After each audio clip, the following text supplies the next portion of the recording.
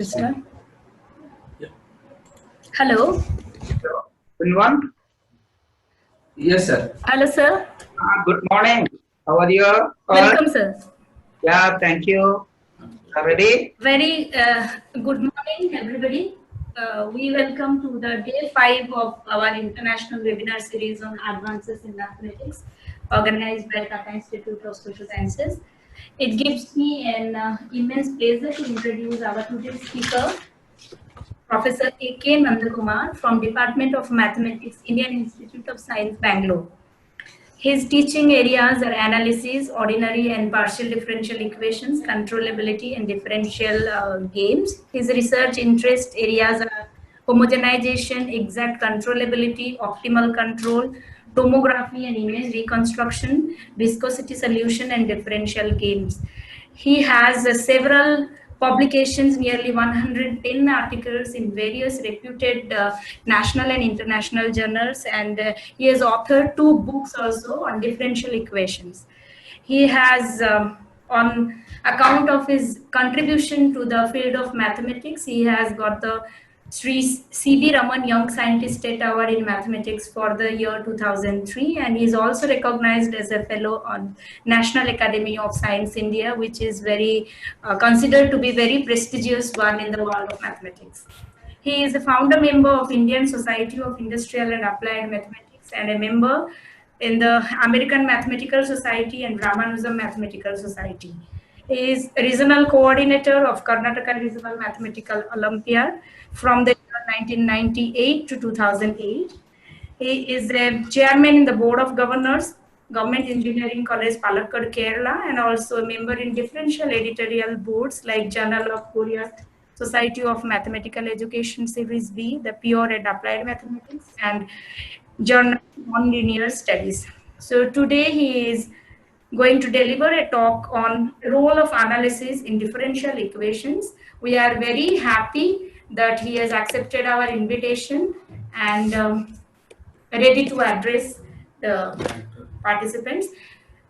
So before I request Professor A.K. Nandakumar to deliver the talk, I just have one request for the participants. Today we are going to have our director Professor Salini Bharat. She will come around 11:50 to address our participants. So now I request Professor A.K. Nandakumar to address the web gathering. Have a nice day. Sir? Yeah. Hello, sir. Yeah, hello. Can you hear me? Yes. All the participants can hear me? Yes, sir. Yes, sir. Okay, so shall I share a screen?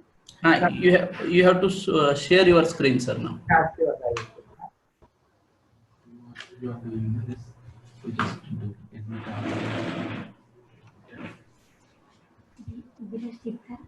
Wonderful, madam. Can you see my screen now? What is it? Yes, sir. Yes, sir. It's okay? Hi, yes.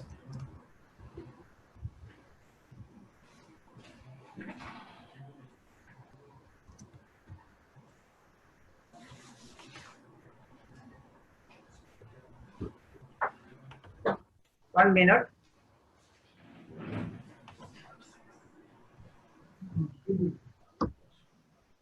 Sir, it is showing very, yeah. Yeah, we will do that. We are checking, we are locking it because Okay. Okay, sir.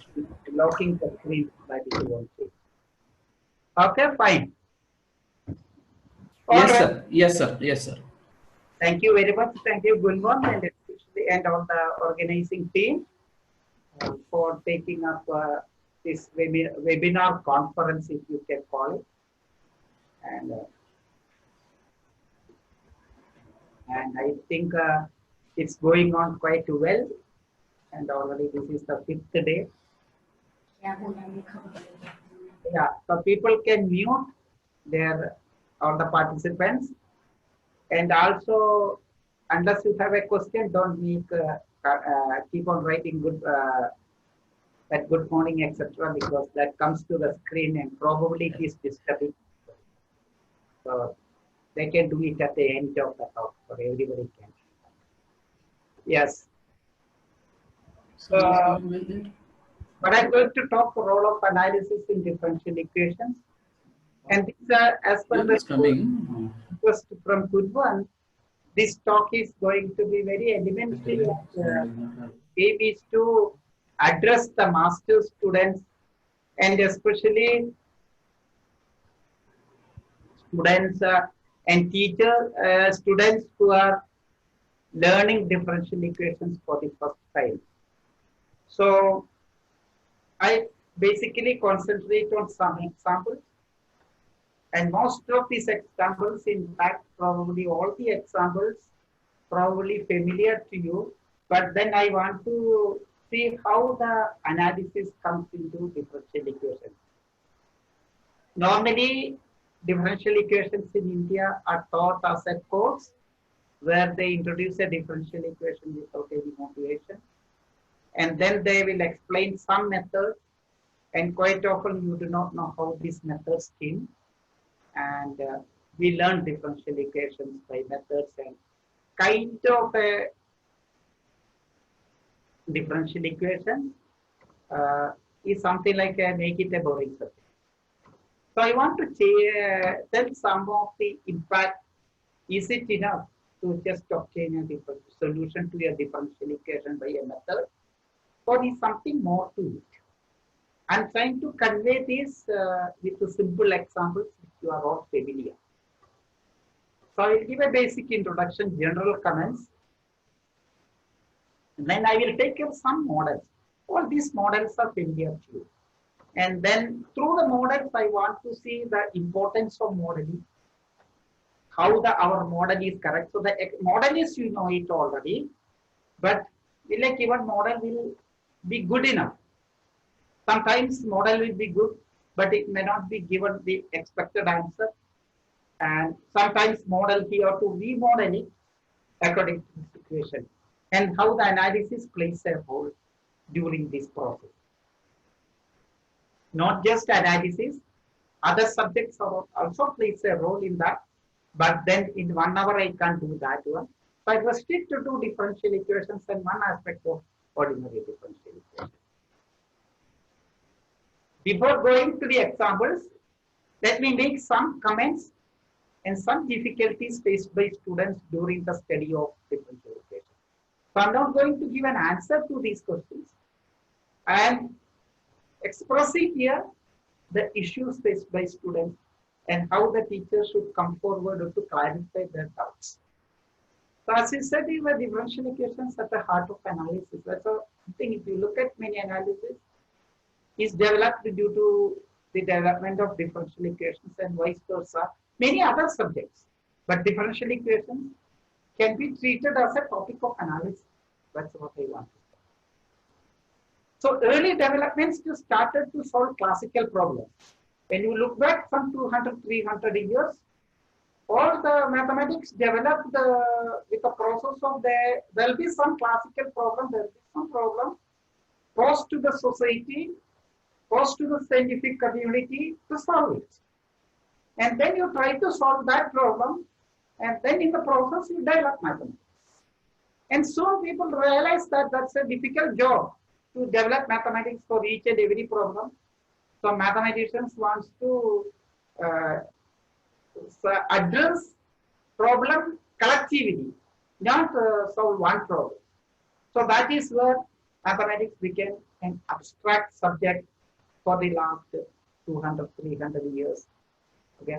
So realizing that obtaining a solution in closed form or in implicit form is nearly impossible in most of the practical problems. That's what we do most of the time. When you learn first time differential equation, you try to obtain a solution. But what I'm saying is that you can obtain solution most of the time for pathological examples. Actual problems, you may not be able to obtain solutions in a closed form. So various developments took place in the last 200, 300 years. The modern mathematics is basically 200 years old. The abstraction started from 1800 due to Weierstrass, Cauchy, and other people. And then you see various developments from 1800 onwards. Fourier series, integration, integral equations, complex analysis, later linear algebra, and in the last century, functional analysis, operator theory. There are plenty, all these have roots in the. And then there are notions like initial boundary value problems. So what do you do? Normally when it is ODEs are introduced, you just say this is an initial value problem, this is a boundary value problem.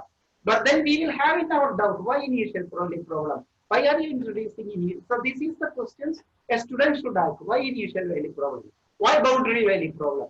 So these are the issues. You keep on, many students have this in mind. But we don't get answers quite often. Okay, so you have that issue. Then solution concept. This is not even gone into that. So for example, when you have a differential equation, you find a function satisfying that differential equation. Is that, or is there a need of a solution concept? When you study more and more differential equation, you will see that. Requirement of that is where the requirement of mathematical analysis comes into picture. Then you have notions like existence, uniqueness, continuous depends. I think this is already in another context yesterday or day before yesterday introduced by Bernie Bali, right? Why do you need to study existence? You have to ask these questions. Why do you need uniqueness? Why do you need continuous dependence? Again, these are all questions. When you introduce such abstract things, people ask, oh, these are all abstract mathematics. I don't want to do it. That's not the case. So I'm introducing issues. I'm not going to address these issues now. Because that's not. Then you have qualitative analysis. What do you mean by qualitative? You may, as I said, most of the time you will not be able to obtain solutions. Then what do you do? Suppose you have a differential equation model from an application. You are not able to solve it the way you like it. But then the government or the other agencies want solutions because you want to make a prediction. You want to have a bacterial growth. All these things, it's all practical problems. And if you don't know how to solve it, you don't have a method, how do you carry forward? So there are issues like qualitative. You want to do analysis. That's where the existence, uniqueness, continuous dependence will come into picture. Stability of trajectory, space plane analysis. Then of course you need methods to solve ODEs. You need numerical and scientific computation. You want to have the results fast. Suppose you want to have something, weather prediction. There's no meaning in getting a differential equation and predict it after a year. Because the weather you have to predict it for as early as possible. So you have to have highly powerful computational methods. This is also an active area of current research. So this, then some other issues faced by students and teachers. I'm writing this from my own experience as a student when I was learning, then when I am as a teacher. So you quite often write dx dy without any botheration. But what's the meaning of dx dy? How do you, a teacher, interpret that? And quite often you write fx dx equal to fy dy. When you don't know dx and dy, how do you write fx dx?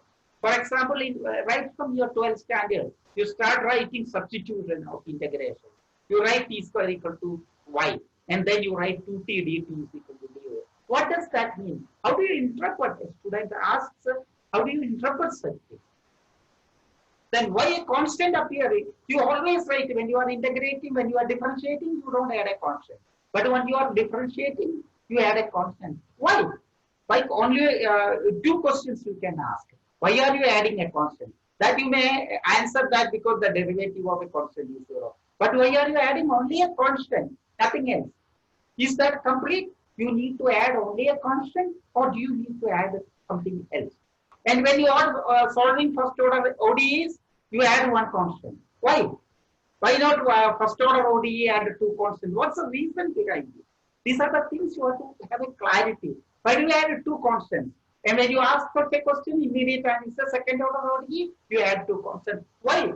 Second order is something related to ODE. But how do you add two constants to it? So you have to understand such kind of things.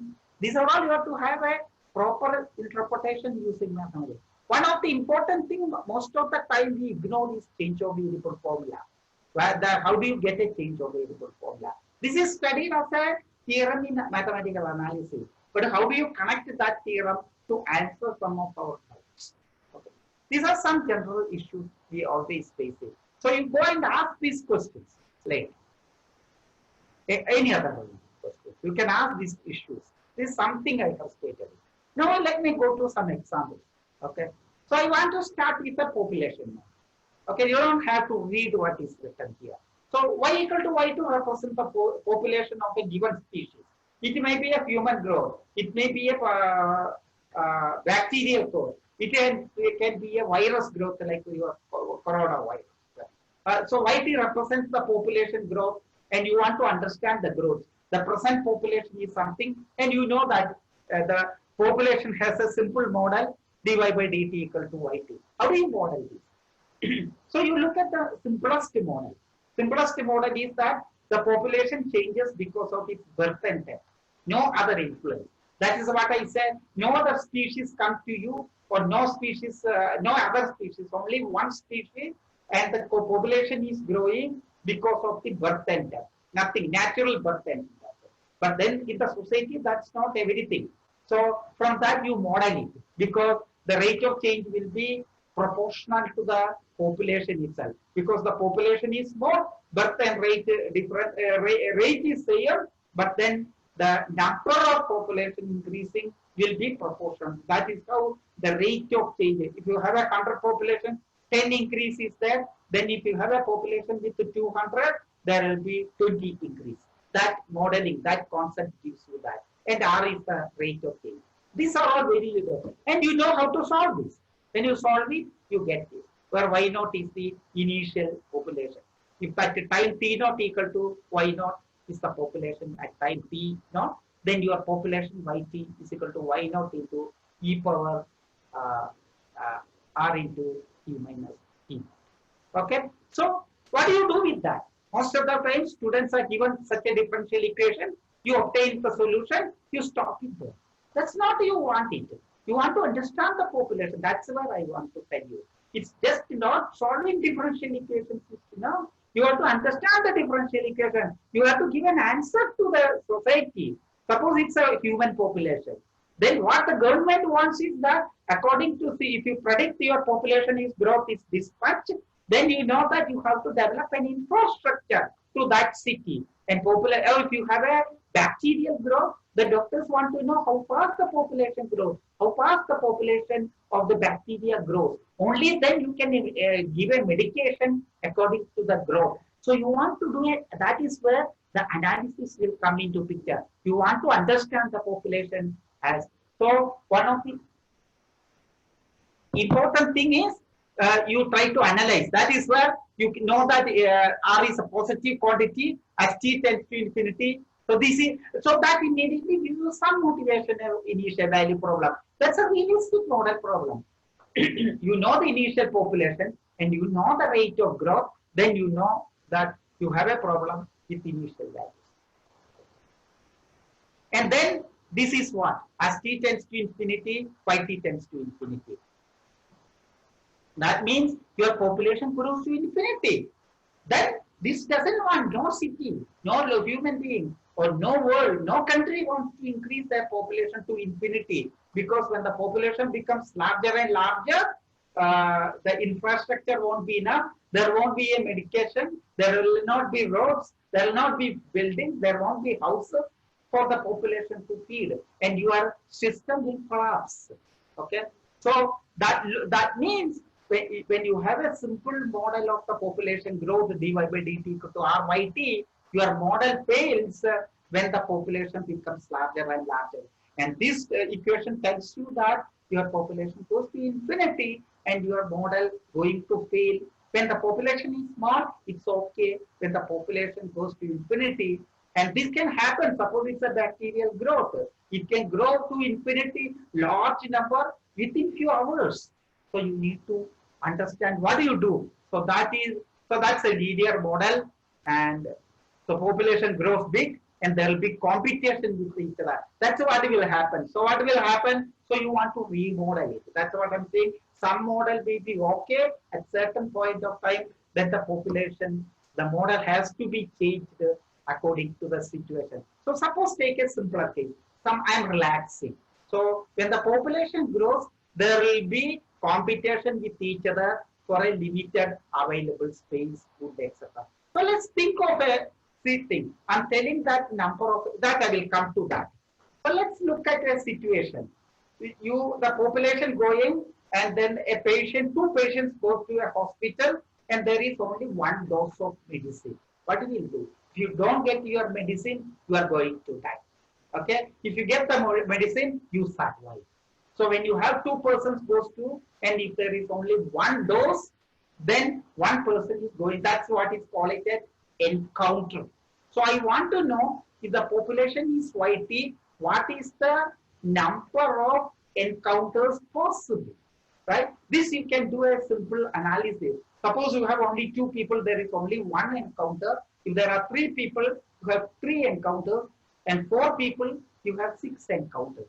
So the encounter happens if there are n persons, the number of encounters is 1 plus 2, 2 plus n minus 1. That's n into n minus 1 by 2. That is something like an order of 2. So there is a possibility of encountering approximately n square. It is no longer linear. So the number of population is n.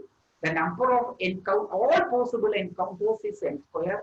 But not everybody will be, and that leads to a better model dy by dt. That's how. But why this minus sign? You are reducing that because these people are dying. That encounter means there will be a death equivalent day. So that's why the death rate, when you don't have a small place, when the patients are more, naturally the death rate, when your infrastructure fails, which you are seeing now actually. So if you don't have a proper infrastructure, proper facility, you are naturally, the system will fail, there will be more deaths. And that's why, and that will be of order y square. And B is putting not that everybody meet everybody, but the encounter will be order immediately. And you want to solve together. This is introduced by Dutch mathematical biologist Werdust in 1837, almost 200 years back. And it's called the logistic law of population. I'm sure all of you know it. So what do you do in your BSc or MSc course? You will immediately try to solve it. This is a variable separable, even though it's non-linear, it's a variable separable form, and then you do the partial fraction. You can get it. So let's not get into all this. So you get a solution like number 5. Okay, you read there. So you get a solution. So most of us will stop at that stage. But what do we do with that? You want to understand now the solution is no longer easy. You see, the solution is if you are not able to represent y in terms of t. That's what you want to know it. And then you want to understand yt as t tends to infinity. And you want to know that whether the population. But then at this stage you don't know what to do it, and you have to look for new methods. And again, analysis comes into play. And expression looks complicated. It does not immediately reveal anything about the behavior of the solution. And most of you stop it at this stage, right? And how do you do that? So let me just indicate one thing. Hence, we need to do further analysis. So you see, how do you show this? I'm claiming now. See, I am claiming some inequality that A minus by naught by A minus by is positive. How do I know that? Yes, this may be your population is small. The numerator maybe you can keep it as positive. But then the ratio to remain small, how do I see that population that will not grow fast? And then how do you do this one? Let me tell you, this is not proved by looking at this expression. From this expression, you don't get it. You are proving this. This can be proved using the uniqueness. You see how the theory comes into picture. This, you don't need a solution. You need only a differential equation. So that's why it is a kind of qualitative. You are doing an analysis, an a priori analysis without knowing the solution. You don't know what's the solution. You know the differential equation and do the analysis, do some existence uniqueness criteria, and you can show that this is positive. You see, so how effective analysis to do that one. Once this is positive, you can remove your modulus. Once you remove your modulus, I can solve this problem and represent my y in terms of this. So you see, this step of doing this may not be easy. In this case, you are able to do it. It's not difficult either. But you can't derive from this expression. Okay. Once this is there, A is a positive quantity, so this term goes to 0 as t tends to infinity. Once this goes to 0, y0 and y0 cancel, so y2 go to A by B. You see, it's not going to infinity. So normally A is big and B is small, but this may be a quantity where a population can be maximum. You see, a population, whatever be the population, so if you have a logistic law of population, it can go to infinity. But still A by B. But still the analysis is not clear. You can do a plenty of analysis about these things. There are issues which in the normal course you may not see, but what you should see is that you should see that more discussion on and analysis, the discussion on equilibrium point, shape, what would be the shape of my curve. See, you can plot it geometrically. You can plot by numerically. I want to see, quite often numerically is also not enough. You want to see, I want to plot it without doing it numerically, if possible. Okay. Then you have a stability of equilibrium point. What I'm trying to tell you is that you have to do, so getting this solution is only a small step or a first step, or getting such a solution. Most of the practical problems is not possible, I'm telling you. So such a thing is won't be there, but you want to do still this analysis you want to carry out. That is what in the analysis process you do. Okay. So let's now do this one. So in a more realistic model, one needs to consider more than one species, their interactions, unforeseen issues like epidemic, natural disasters, which may lead to more complicated equations. What I was is the one simple model started with, then one issue of population growing, just one species. I have not still taken care of other species, two species coming. Maybe I'll represent a model at the end of the talk. So you see, the equation doesn't, only it says that yt goes to infinity. But that doesn't mean that yt can go like that. Yt can go nothing like that. Yt only says that if you start with an initial population from here, the population goes like this. I'm telling you, you can do further analysis. If you look at the half of the, so if the population is small initially, the population grows, but it goes like an accelerated way. What does that mean? Increases, accelerated way means a population increases means dy by dt is positive. It increases in an accelerated way means d square y by dt is positive.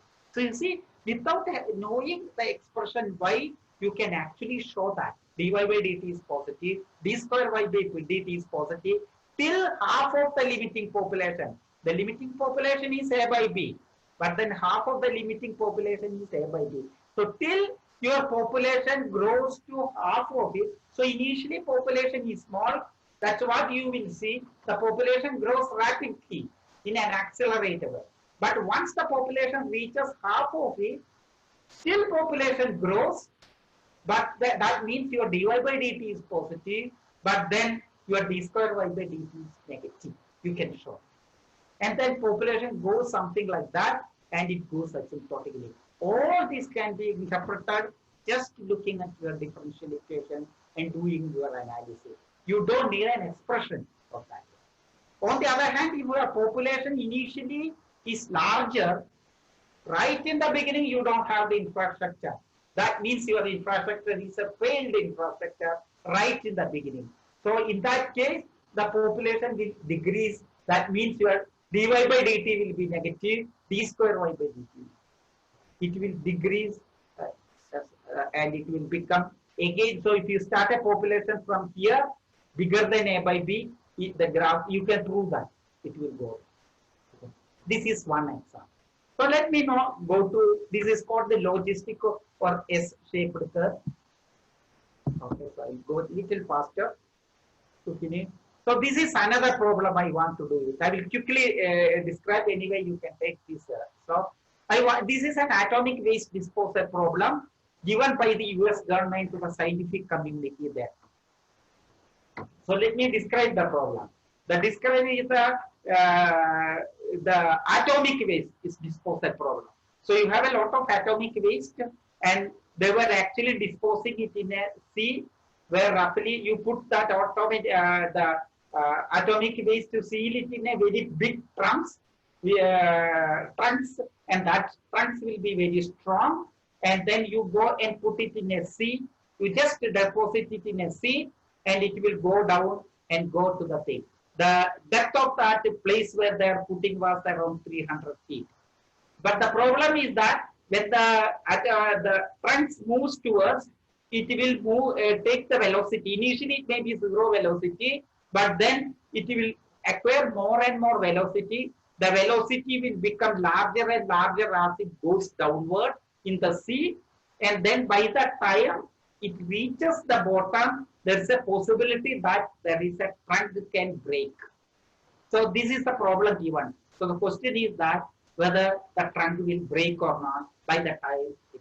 How do you do it? Because the trunks are moving with respect to certain velocity, force due to gravity. That's all. So you understand all the forces. Apply Newton's law. So the Newton's law tells you that the d square y is d square y by dt square is equal to m into that's acceleration is the force. You understand all the forces. There will be a force due to gravity. Then there will be a force due to gravity. Then there will be a buoyancy force which is against the movement, and there will be a drag force. These are the three forces. When you combine all that, then if you write v equal to dy by dt, you have a first order differential equation that satisfies a non-homogeneous first order linear equation. Initial velocity is 0, where v equal to v of t is the velocity at time t. So this is the model. Very simple model, and then you just solve it. Here I want to show something. You solve it. When you solve this, because it's a linear homogeneous equation, non-homogeneous equation, you can immediately solve it using integrating factor. You get this equation.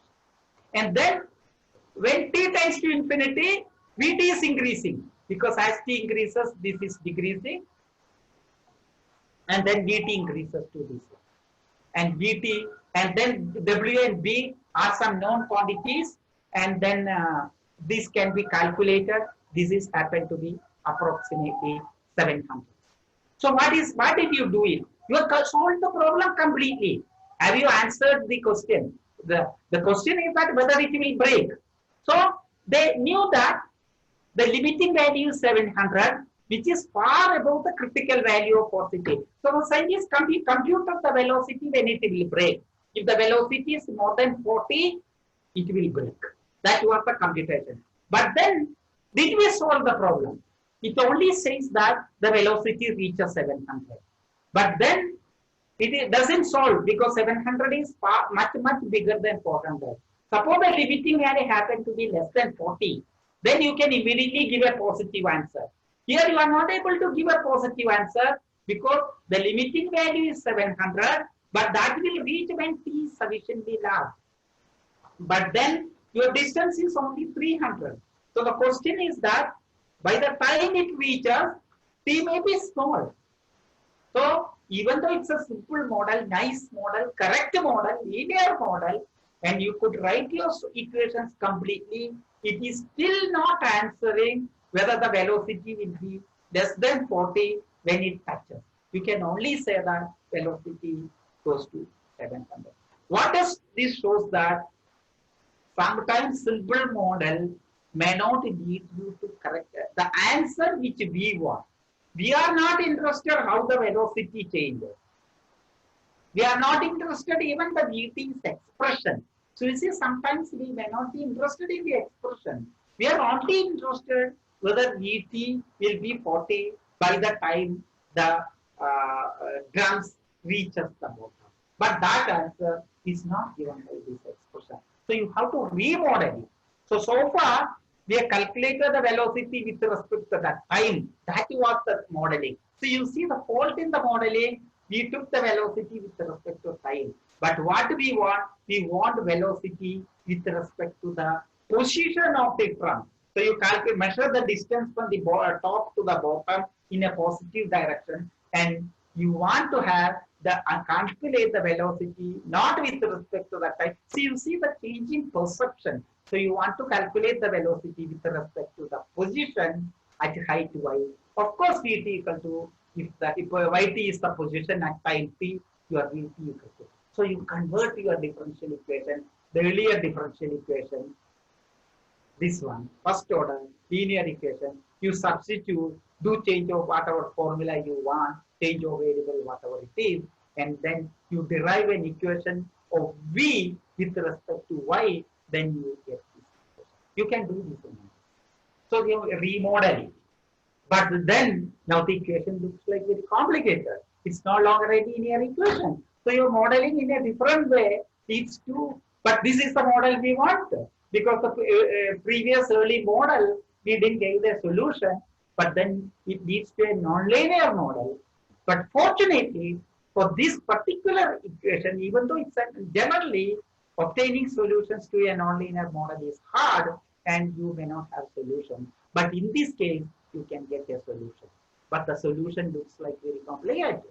So you are still reached an equation, you are no longer able to express v. We want to get v in terms of y, but you don't have an explicit solution, and you don't have an, you only have an implicit solution connecting the variable and unknown y v in this way.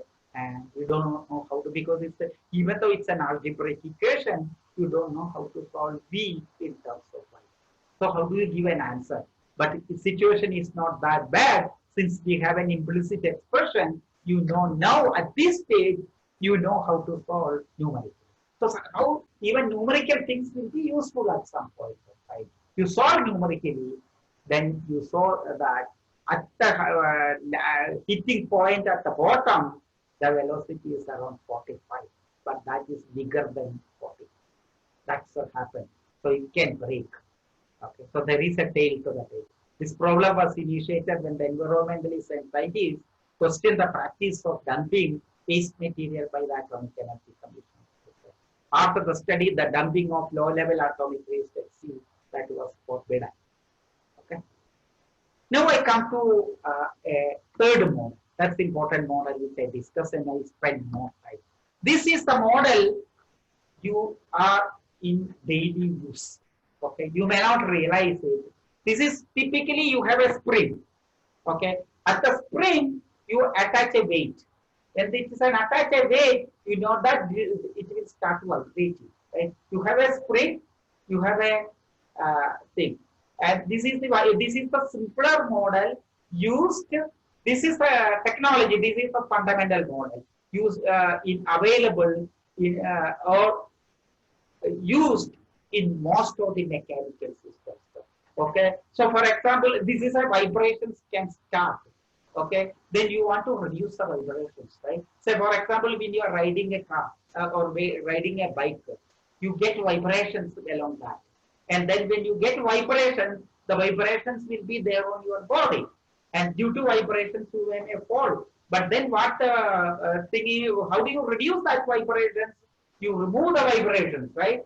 So whenever you get vibrations, you have to remove it by, that is what in bikes, etc. You look for good bikes with good shock absorbers, because shock absorbers are the one you are removing the vibration. What is the simpler model? This is the mechanical system I want to frame it. So you have a spring and you have a weight balance to it, and put this spring and weight in a liquid like an oil. When you put it, when you get the vibrations, these vibrations will change it due to the damping given by the oil. It is immersed in the oil. You want to model it. So I don't describe too much model. You can look for any books you like it, but then I don't describe because you don't have the time to do all that. So again, the principle is Newton's law of motion, and you have to understand the m into d square y by dt square. That's fine. So you have to apply the second law and write, and then only you have to write down the total force acting on it. So there are 4 forces now. Okay, can happen. One, of course, the force due to gravity. Then there is a restoring force.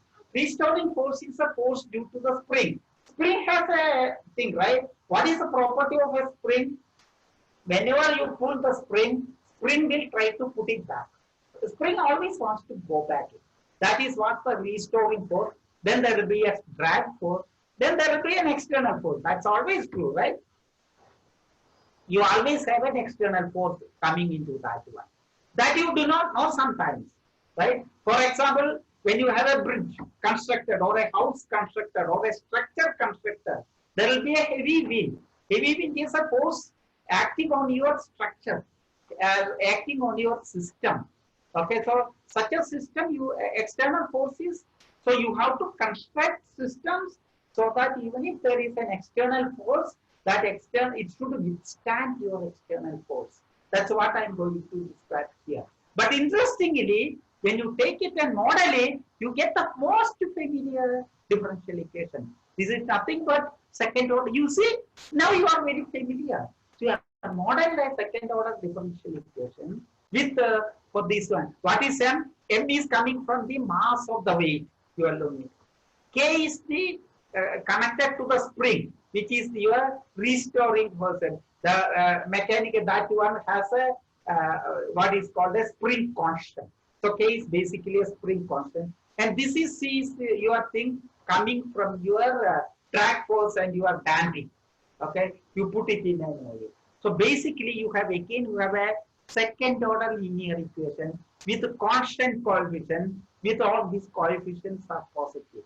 So what do? You immediately know how to solve the second order equation blindly, right? You write your auxiliary equation, write its complementary function, then find a particular integral, write your solution. You do that, your job is done.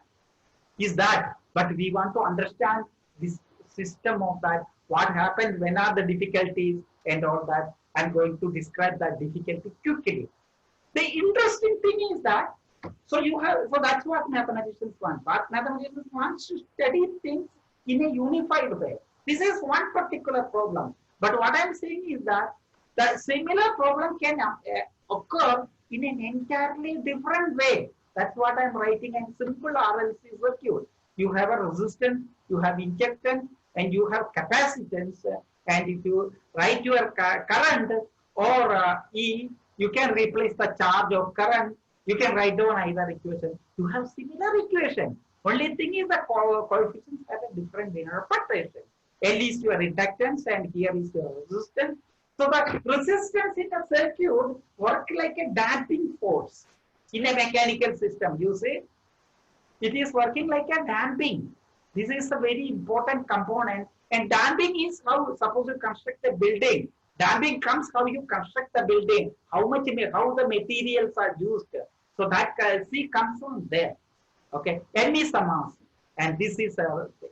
Okay, so you see, this is how things are worked. This is like inductance and resistance is like damping, and Q over C is the force. This is also an exactly similar equation like earlier equation, but it's an entirely two different engineering field. One is the mechanical, one is the electrical. Now let's look at various situations.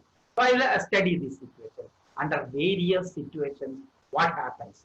And I get Newton's law, exactly Newton's third law, Newton's first law, whatever it is. I want to see whether Newton's the first law, you know, right? If something is moving and then either it is at rest or it moves at a uniform speed, unless there is an external force acting on it. So suppose, so you can see that C is what you have given, F is the external force. Suppose it is not there. So I will consider three cases. This is called free and damped vibration. Why do I call it free? Because there is no damping, there is no force, external force. And then I have C equal to 0. The situation when F equal to 0, C equal to 0, it's just a second order homogeneous equation, and you get this equation, which can also be written here. This is what physicists like it, because you have is that amplitude, this is your frequency, this is your phase. So physicists, everything has a meaning. Okay, this is not resistance. Okay, this is amplitude. Okay, so you have an amplitude. And omega naught, this is about our system, right? K is the spring constant, M is the mass. And omega, so whenever you have a spring mass system, there is a natural frequency. Because this is your fixed. K and M are depending on how much is your spring constant, what kind of spring you are using. M is the what is the mass that is fixed, and that is what is called the natural frequency of this. Okay, and then you can do all this, and then you know that the system oscillates. This is exactly Newton's first law tells you that. When it starts, so that's a simple thing, right? When you have a spring, you put it, it will keep on oscillating. Of course, practically you may not be able to see because there will be an external force always coming, some wind or something. But in an ideal situation, you see that when a vibration starts, then you have a vibration. That depends on the frequency, how omega is large or big. If omega is big, you will have a large frequency. When is omega can be big, either K is big or M is small. So if your weight is very small, naturally this starts to keep on vibrating. On the other hand, your spring constant is big, the spring has power. So the mass, it depends, it's related to spring constant and weight. So K is very big, M is very small, omega naught will be very big, and the vibrations will keep on continuing in any case. So that's the case of free and damped vibrations. But now, let's take again there is a homogeneous equation. You are having F equal to 0, but now suppose I put some damping. So let's look at the differential equation once more. So you see, first case I consider is F is 0 and then C equal to 0. So you don't have this term, so this is the only term homogeneous. Now I am still putting F equal to 0. I am putting some damping. Okay, so that means I am putting it in the OL, spring mass dashboard system. So in that case, you can write down this solution. That depends on the C square minus 4 and K is positive. What this do? So normally you write the equation, you stop there, right? You want to analyze it. When is this big? Your damping is quite high. You get it. Water M and K are fixed. So if you put more damping, you put it in more oil, you don't have the vibrations, right? Naturally. Because if you put it in a heavy thick oil with it doesn't vibrate much. That's exactly what this solution is. This is positive. For your information, R1 and R2 are negative, which you can show for this equation. So R1 is negative, R2 is negative. So if you have a too much damping, your solution decays faster, no oscillation. Oscillation comes because of cos and sin. So there is no oscillation. Your solution goes to 0 very fast, exponentially, if you have more damping. This is, but if you C square equal to 4 and K, yes, your solution goes to 0 faster, but then there is a T term here. T goes to infinity, this goes to 0, but exponential goes to 0 faster than the polynomial. So the product still goes to 0, but in a slightly slower way because of this polynomial. But after some time, it doesn't matter, it will go faster. But the case is C square is much smaller. You are not putting much oil. That means in your when you are constructing a building or a bridge, you are not putting the proper material there. When you do that one, your damping will be less. When you have your damping less, that's why your bridges, buildings, etc. collapses. Because it will start oscillating. You see? So you have still a term which goes to 0. So the solution still goes to 0, but it oscillates. It won't go directly. It oscillates and go. I will show you that. So this is what I said. In this case, it's called an overdamped system. In this case, it's called an underdamped. Okay. So, and in the third case means this: when you have an underdamping, see, you have solution, but solution oscillates and goes to faster. So this is a situation, a good system. This is again a free damped situation. So we consider two situations: free and damped situation, then free damped situation.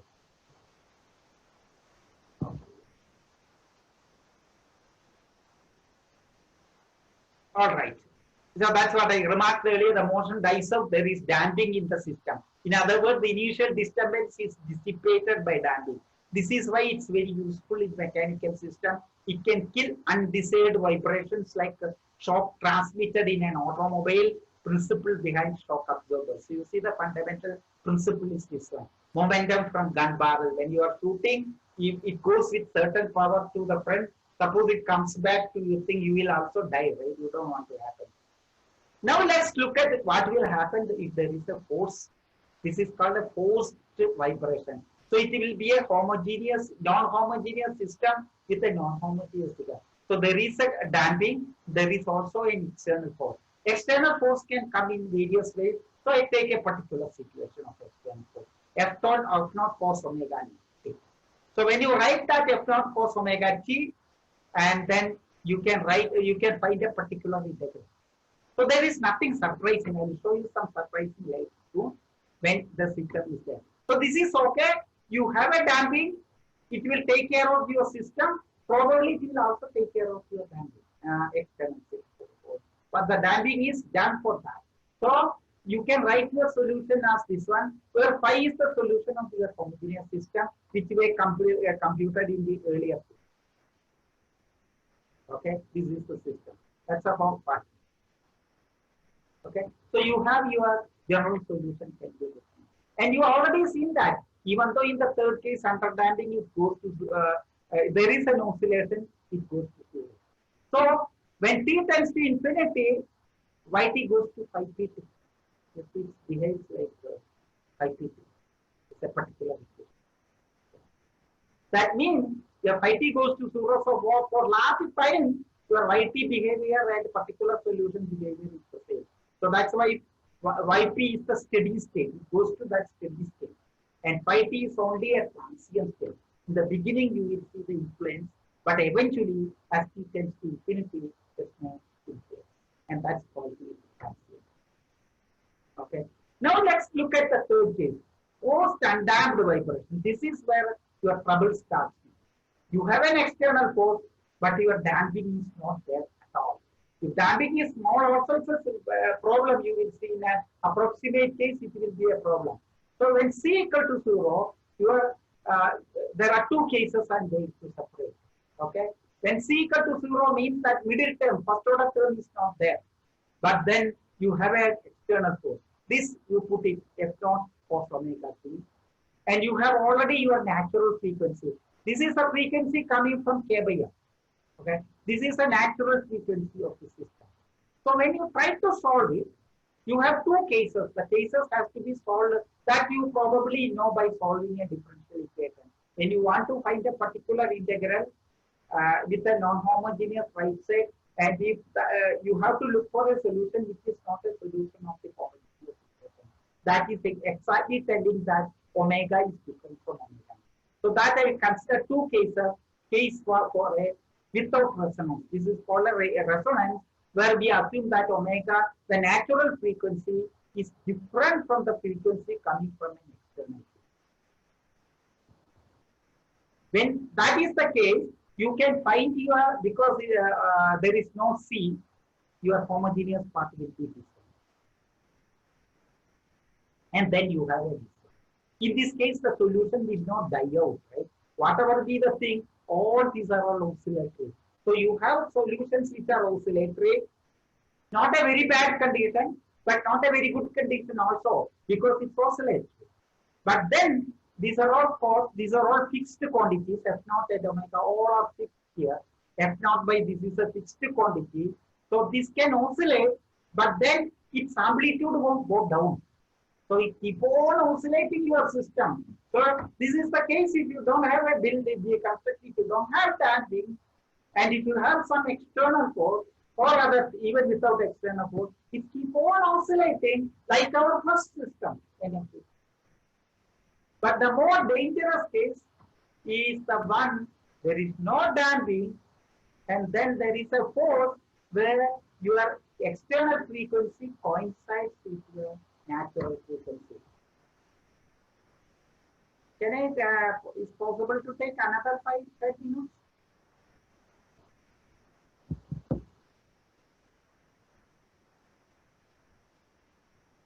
All right, let me continue. No answer, so that means I can. Okay. So considering the inverse case, your equation will be like this. That f not equal to 0, but c equal to 0. And you see, you can solve this. These are all you have done it. So you have a solution. This is oscillatory. This is oscillatory. But look at this term.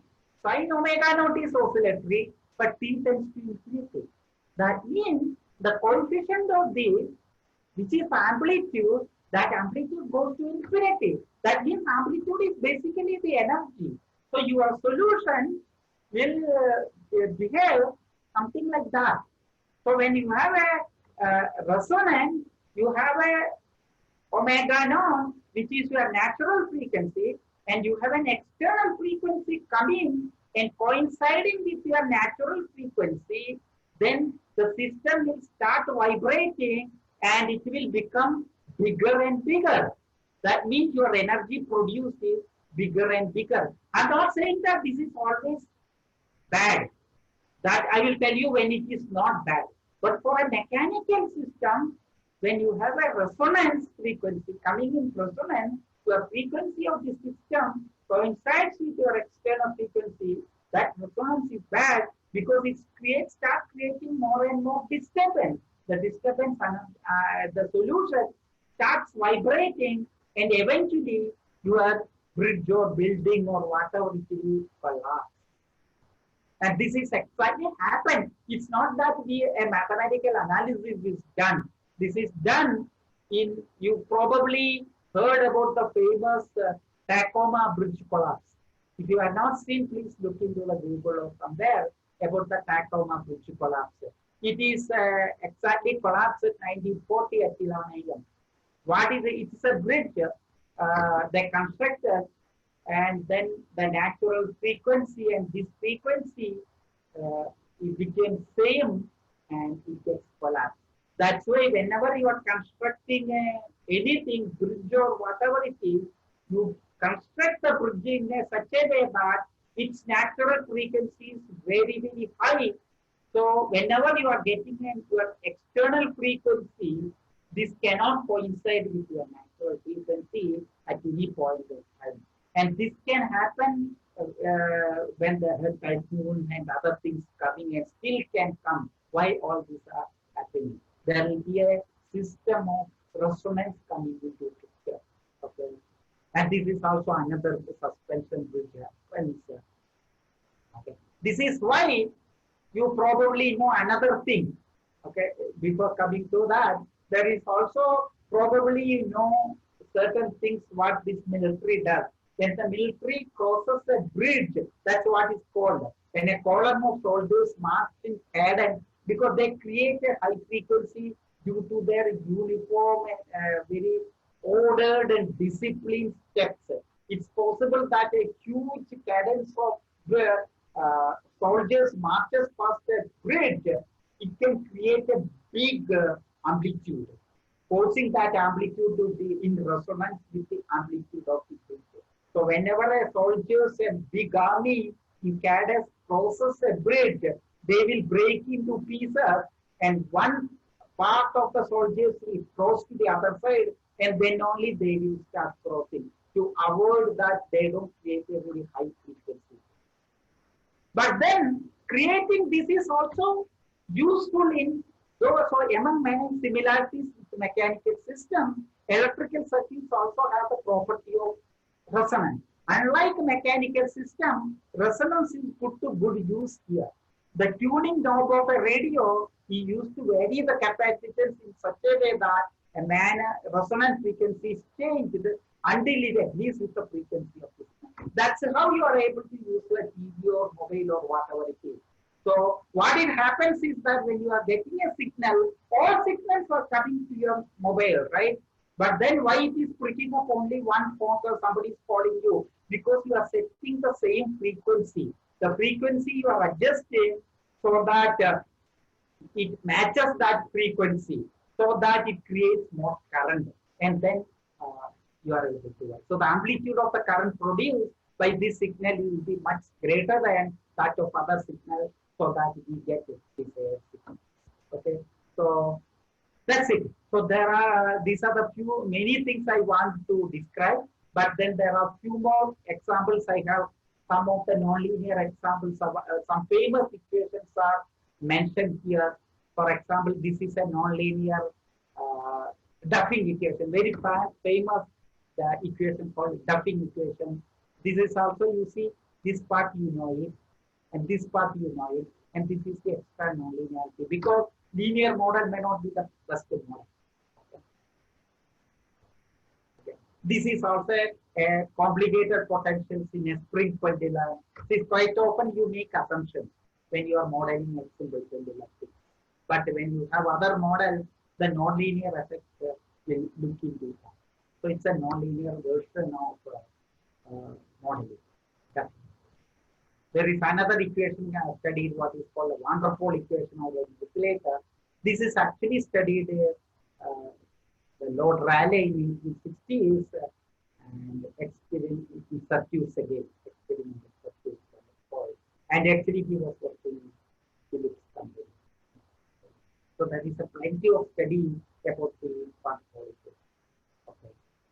There are various and leading to the very nice equation. Another well-known equation probably you know called Lorentz. This is also a nonlinear model because of this term. This is a nonlinear term, and you know that this leads to what is called chaotic behavior for certain parameters. Certain particular parameters lead to something. So you see, just studying you may not be able to solve it. You still want to study it. Okay. This problem initially started with a mathematical problem. Yeah. There is another equation. This many of you probably already have it. Lotka was Pareto reaction. Suppose there are two species. So you want to understand the rate of change of the first species. Yes, also you want to understand the species. Earlier we have studied only x dot equal to ax minus by square, bx square, right? That is because only one species is interacting. Here is not that species interacting with you, another entity is coming. So you have two species. So you want to grow the other species, so that's what you have. So one's growth will decay the other growth because that's a pre-predator model. You probably see that rabbits and foxes, right? When the foxes eat rabbits, the rabbits population reduces. Then the foxes won't get enough food. Foxes start dying. When the foxes start dying, its population reduces. The rabbits will increase. So this kind of oscillatory behavior. Rabbit increases, fox decreases. Then fox will get enough amount of food. Then they start hunting, get more food. They will grow. So if you see the oscillatory behavior, so that's what is represented by it. So and then you can see that between the species, right? That's what is really happening. In our society, this you see every day, right? The human beings don't get enough things. So some people, that's why you have the we don't have enough food, right? Then some people, rich people have enough money, they buy food. The poor people don't have enough money, so they die. Endogly. They may not die tomorrow, but they die early. Right? Essentially, it's dead. So if you don't have, that's why so the society has to take into account so that it's not nice to have a some population which is very rich and another population which is very poor. It's rather to have a population not too rich and probably not too poor. Yeah, that's the end of that. So probably some of you know this is our book. All whatever I mentioned here are there in the first chapter of this book, and the rest of the chapter is about the more detailed analysis. The first chapter gives, so that basically this is the first chapter. And there is also a video course. If you want to learn the entire book, there is a video course in NPTEL. The 40 lectures are given. And we also have the second book coming out. This is about, so this ODE is written for based mainly the university master students, especially for them. This book is also a first course on PDE. Everything is ready, but due to Corona, it is, I think, coming out. It is there. It's almost ready for us, but You can bring out any time, but everything is closed to the income. Otherwise, by May end, it would have been. So this is the video course link if you want. उसके बाद हमें question answer This session video course will also come in by Telegram. I need to do a video course at the same